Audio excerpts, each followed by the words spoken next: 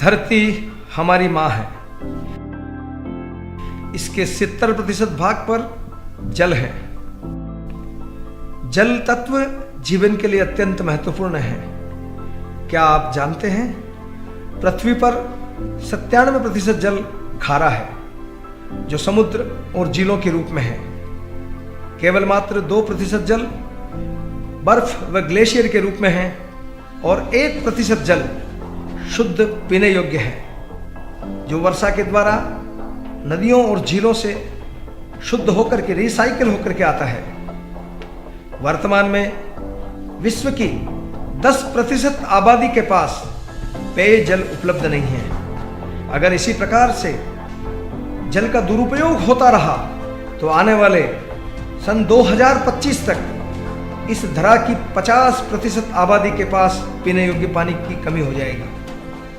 विद्वानों ने इस पर अत्यंत चिंता जाहिर की है और उन्हें आशंका है कि कहीं आने वाला होने वाला तीसरा विश्व युद्ध केवल जल के लिए न हो जाए। इसलिए यूएनओ ने 1992 के अंदर विश्व जल दिवस के रूप में 22 मार्च घोषित किया है।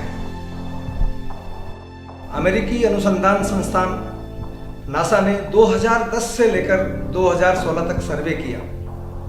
उसके अनुसार राजस्थान की जो शेखावाटी बेल्ट है, सीकर, चूरू और झुंझुनू, इसमें सर्वाधिक जल संकट है। वर्तमान में न्यूनतम 600 फीट से लेकर के 1000 फीट नीचे जल स्तर चला गया है। जो सीरिया विश्व के अंदर सर्वाधिक जल संकट से जूझ रहा था, उसको भी इस शेखावाटी ने पीछे छोड़ दिया है। वैज्ञानिक रोडेल के अनुसार जो अपने भारत का सबसे बड़ा डैम है भाखड़ा नांगल डैम, उसमें 2 बार भरा जा सके इतना जल का दोहन शेखावाटी बेल्ट में किया गया है। अभी उत्तर भारत यानी दिल्ली, हरियाणा और ये शेखावाटी बेल्ट ये पानी से जूझ रही है। आने वाले समय में इस 10 करोड़ आबादी को भयंकर जल संकट का सामना करना पड़ सकता है। इसलिए हमें तुरंत सावधान होने की आवश्यकता है। भगवान अर्थात ये जो पंच तत्व है यानी भूमि, ग यानी गगन, व यानी वायु, आ यानी अग्नि, न यानी नीर, ये जो पंच तत्व हैं ये भगवान है। और इस संकट का सबसे बड़ा कारण है प्रकृति और मनुष्य, इसके बीच जो आत्मिक भाव है उसका अभाव हो गया। पूर्व में भी हमारे पूर्वजों ने, जो भगीरथ ने गंगा को इस धरती पर अवतरित किया, उसकी 4 पीढ़ियां इसमें खपी थी। हमें इसके लिए अत्यंत सावधान होने की आवश्यकता है। मनुष्य विवेकशील प्राणी है।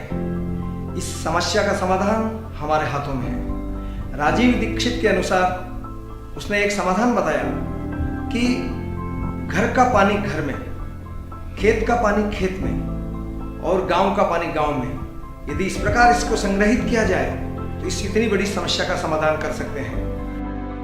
इसी पवित्र भाव को ध्यान में रख करके वर्ष 2002 में भीलवाड़ा राजस्थान के अंदर हमने ये वर्षा जल संरक्षण का प्रयत्न प्रारंभ किया। सामान्य इस वर्षा के जल को हमने सीधा बोरिंग के अंदर उतारा। वर्ष 2010 से अन्य सामाजिक संगठन और संघ के कार्यकर्ताओं ने मिलकर के थोड़ा इस अभियान को आगे बढ़ाने के लिए अधिक प्रयत्न किए गए। 2016 के अंदर अपना संस्थान जो पर्यावरण के क्षेत्र में राजस्थान में काम कर रहा है, उसने इस कार्यक्रम को एक आंदोलन के रूप में हाथ में लिया और फिर इस काम को पूरे राजस्थान में फैलाया गया। भीलवाड़ा शहर के अंदर घरों, उद्योगों और ऐसे सार्वजनिक स्थानों को मिलाकर के लगभग 550 केंद्रों पर यह प्रयोग सफल रहा है। घरों में बहुत सामान्य पद्धति है।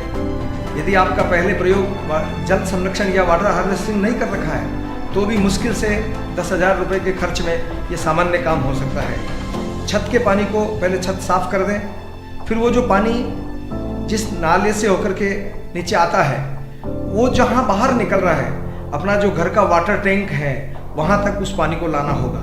और उस पानी को वहाँ तक लाने से पहले 2-3 यदि जाली लगा देंगे तो जो कुछ कचरा आता है वह उसमें रुक जाएगा। और अपना जो टैंक है पानी का, जिससे हम ऊपर पानी लिफ्ट करते हैं, उसी के अंदर उसको ला करके डालना है और उसका जो ओवरफ्लो होगा उसको हम सीधा बोरिंग में डाल सकते हैं। मेरे स्वयं के घर में भी है और ऐसे कई सारे उदाहरण हैं बहुत सामान्य तकनीक से इसका जबरदस्त फायदा हुआ है। इसके जो 3 लाभ हुए हैं, पहला लाभ हुआ है जल स्तर एकदम ऊपर आया है।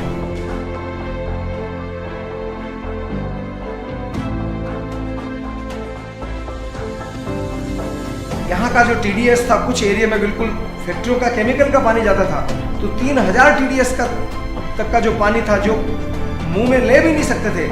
जब लगातार 3-4 वर्षों तक उस पानी को, वर्षा के जल को पानी को बोरिंग में डाला गया, उसी बोरिंग का पानी 1000 से कम TDS, ऐसे कम से कम 10-15 उदाहरण मेरे को ध्यान में है जहाँ इतना अच्छा TDS सुधरा है।